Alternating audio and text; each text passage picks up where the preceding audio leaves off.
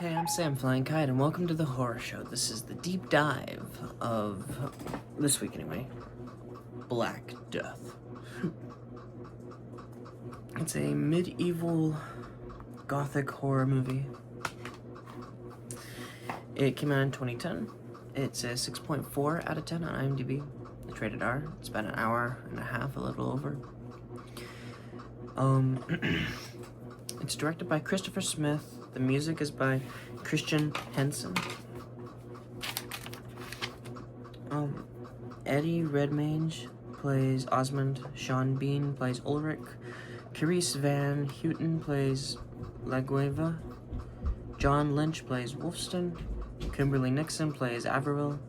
And David Warner plays Abbot. Production is like a lot of indie companies in Europe, I think. It was distributed in America and in the UK by Revolver Entertainment, I think. And the release is a magnet release. The budget could have been somewhere between 5 to 10 million. There's no estimated number, but somewhere around that ballpark makes the most amount of sense. But the box office was a little less than 300,000, so unless the budget was closer to that, they did not win on that. But this doesn't really feel like a movie that was made to, was not a movie, in my opinion, that's made to, make money. This was kind of like a movie that, has a very specific purpose in life. And I would say that purpose is to show a very realistic interpretation of the latter end of the medieval era. Or kind of, anyway.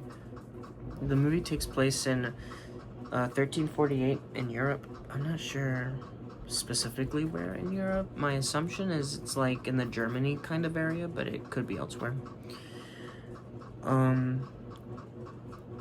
The year is 1348. Europe has fallen under the shadow of the Black Death. As the plague decimates all in its path, fear and superstition are rife. There are rumors of a village hidden in the marshland that the plague cannot reach. There is talk of a necromancer who leads the village and is able to bring the dead back to life. Ulrich, a fearsome knight, is charged by the church to investigate these rumors. Joined by a young monk and a small consort of soldiers, the journey ahead will lead them into the heart of darkness, where faith is challenged and put to the ultimate test. The main character in this movie is not Ulrich. The main character in this movie is Osmund, even though that's Ulrich, and the movie kind of presents itself as Ulrich being the main character. The movie itself, Osmund is the main character, in my opinion. Osmund is a very young monk who is trying to figure out what his meaning in life is, in a sense. He's part of, the church, and being a monk, you're not supposed to have relations with other women, or with, that kind of relationship, very specifically, right? But there's this lady he likes. Her name is Averill. And he's kind of in this weird in-between, kind of like, Anakin in Star Wars a little bit, in the sense of, Anakin's a Jedi, but he's in love with Padme, and they're in a relationship. Oh, I'm so sorry if I spoiled something that's 20 years old, but anyway.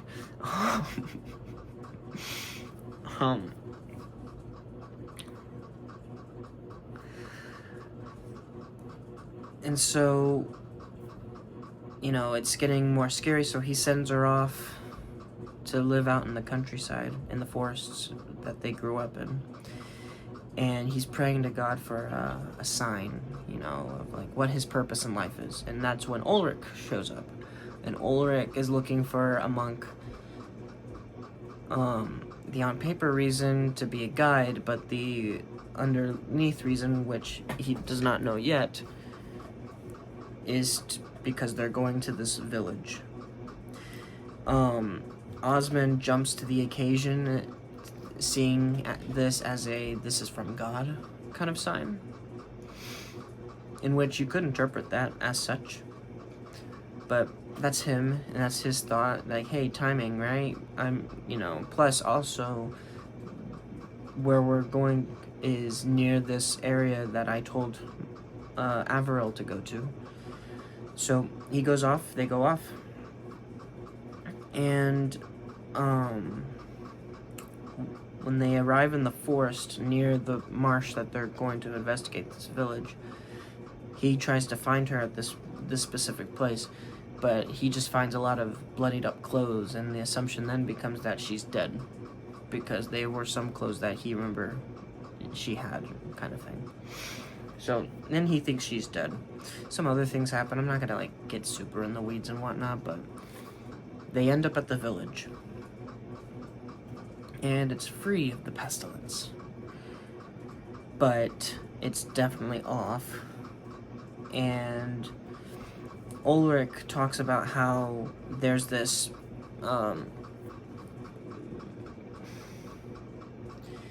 symbol that he's wearing. It's a tiny necklace that he sees on one of the girls there, and it's the same kind of thing he has, and it's a very specific sign, or a very specific object. It's that means that she found that probably off of one of the bodies of those guys that were originally there to investigate, because Ulrich is not the first fearsome knight to go investigating. In which the original purpose, as I was saying, is that there's this village and the plague has not affected it, and they're going to investigate why it hasn't. And it could be because God is protecting it for some reason, or there's a witch or something as such living there, perhaps spreading it, or just the fact that she's a witch and it's an unnatural thing to avoid something like this. Because in the movie, in the beginning of the movie, it's kind of like the narrator, who's not really the narrator of the movie, but he just talks in the very beginning and then the very end, although he's technically one of the main characters throughout the movie. That kind of background voice was saying how the church is saying that the plague is from God, kind of thing, just kind of like a flood kind of thing, while a lot of the people are thinking it's from witches and demons kind of thing. In which, you look at biblical text, both could make sense, but then there's the third option, which kind of talk about a little bit, or ultimately in the very end is what they talk about, that being it's just a germ, it's just a disease that was spreading, and the plague itself is that. It's not that something supernatural started it. Could have. And that's the ultimate fact of being a Christian. It's God created everything, and there's order and meaning to it, but it's not God could do two things. God could snap his fingers and it's there, or he could snap his fingers and it's a process of becoming what he was wanting it to do. And either way, it happens. It's just which choice does he make? But it's he can choose whichever he wants.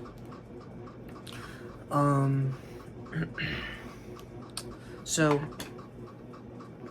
they get to the village, and the main kind of motherly figure, Langiva,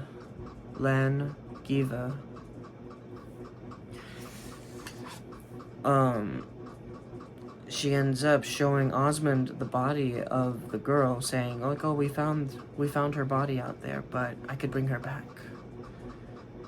And that night, while everyone's drinking and partying kind of thing, not really partying, but everyone's drinking, she brings him out to this area and, presumably to him, brings her back to life. And he freaks out, and he ends up getting knocked out. and him and the other knights that are still alive wake up in this kind of cage in the water, and they end up being persecuted because the Langiva character, which is a witch character, is like, you know, these Christians have come here to kill us, or to, you know, blah blah blah blah blah, but we're gonna kill them and sacrifice them. And it's like, well, that's what happened to the other people, and it's probably what you have been doing since the beginning of it, if, you know, you were. But it's not that it's not that the Christians came there for the sole purpose of like, oh, there is a witch there. They came there because it's very fascinating, this place. Why is this place this place? Anyway, 2 of them get killed, and then there's 4 of them left. And there's Osmund, Ulrich, Wolfstan, and then another person. It's now Ulrich's time to become a martyr, and he ends up revealing when they're about to kill him that he actually is infected and he has the plague. And ultimately, he did bring the virus to them, the plague to them, and it's a really interesting concept, because then it's like, well, maybe that was the whole purpose of them going there. But to be fair, they did send a team out there already, and that team didn't come back. And then when they are there, they kind of figure out that the team was there. Anyway, all hell breaks loose, and the fighting begins. Osmund... Oh, while the martyrdom kind of thing is happening, the witch lets Osmund out and tells Osmund that, you know, the girl he loves is out in this building. Osmund goes out there and sees her, but knows that it's not her. And so, as a kind of like a mercy rule, he kills her. And it's like, we'll meet here soon in the afterlife kind of thing, assuming he was gonna die himself soon. And so, you know, speed up. When all hell breaks loose and the fighting begins, Osmund gets a knife or a sword and chases after the witch, in which is led to a marsh, and the witch then goes on to say that, oh, actually, she was never dead, I just drugged her, you actually killed her, I didn't bring her back to life, now you're all messed up mentally now. And he ends up getting so broken, because he's so lost. And he doesn't know, like, what to do. He just cries. He kind of just sits there and cries because he doesn't know, like, did he actually kill her? Is this witch messing with me? This is a very sensitive kind of topic. Osmund and Wolfstan are all that are left. They return back to where it all started in the beginning of the movie. And what Wolfstan kind of talks about is that Osmund, over the, you know, stories that he heard about Osmund, because he never saw him again after the movie, was, you know, that Osmund, over the course of over the next few years, his heart grew cold and ended up becoming a inquisitor himself. And just went on and found women. Now, he didn't go and burn all the women. The first one he found looked like the witch from the village, and it might have been her, but she, you know, getting tortured and is like, I didn't do anything.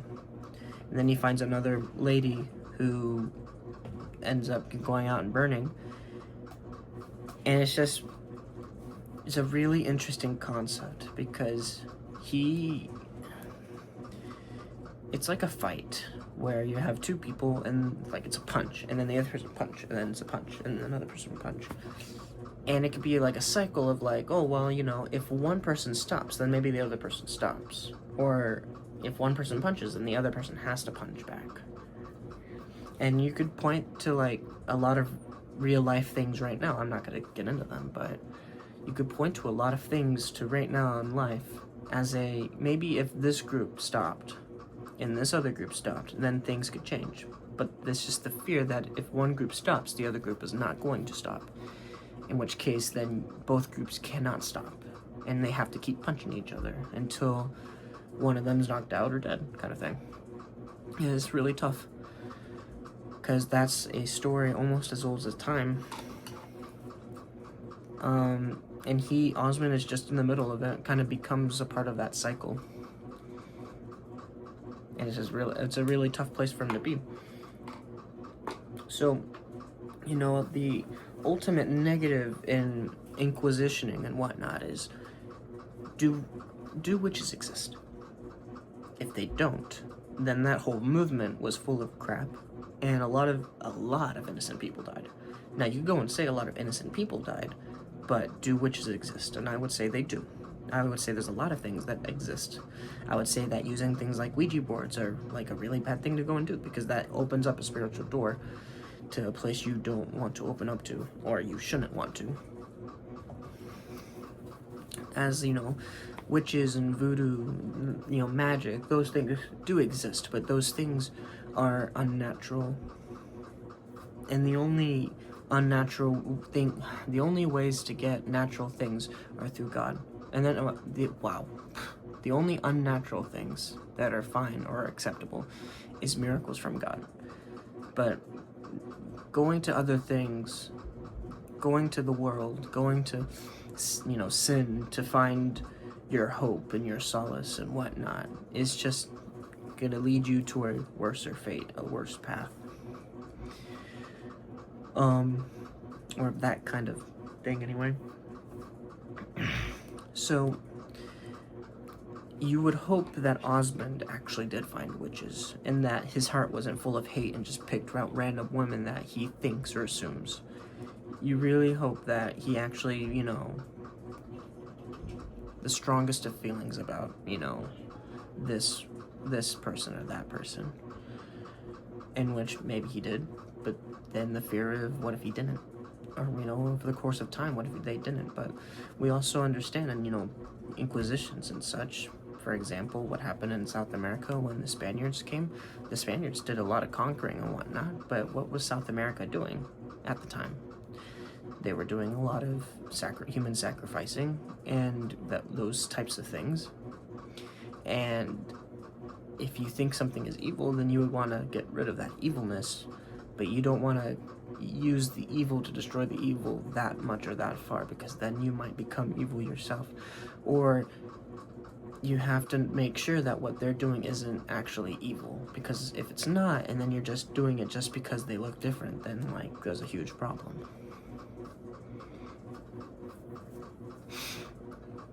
You always have to have a reason for why you're doing something, and I would say they had a good reason. And you can make a case that you can make a case. I would say the Crusaders did have a good reason. At first, anyway. But then, inquisitions and whatnot in Europe for witches and wizards and that kind of thing. And it's real tough, because you don't know. And you won't know. Just like in the Salem witch trials, 10 people died. You don't know if they were witches or not. All you knew is that a lot of weird crap were happening, and people started pointing at other people.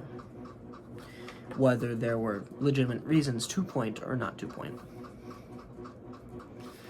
So, it just always comes back to the what is good and what is evil in this world. Because, in my opinion, there is good and there is evil. And discerning the difference between the two is very important. Because you can't just go and say, this person's evil just because. It has to be very specific reasons. Even if it's a really big reason or a bunch of small reasons, you have to have reasons. Because if you don't, then you might as well just, just lose yourself. But then, to be fair, a lot of what was happening in medieval day was kind of similar to Old Testament day, which is very strict policy and whatnot, very strict rules and whatnot. But I guess it's a really tough place because of what you're fighting and what you're dealing with. and actually trying to overcome the evil. But it's a very interesting movie to watch and to think about. Like, earlier in the movie, when they're on their way to the village, there's this group of men and women that are going to burn this lady. And Osmund is trying to stop them because, you know, hey, you don't even, like, evidence. But then Ulrich, you know, also trying to see the evidence, is like, you know what, no, I'm gonna take her.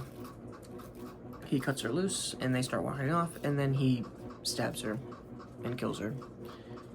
And it seems really heartless and whatnot, but the reason why he would do it is because if he didn't do it, and if they left, those people would have found her again, and then they would have burned her.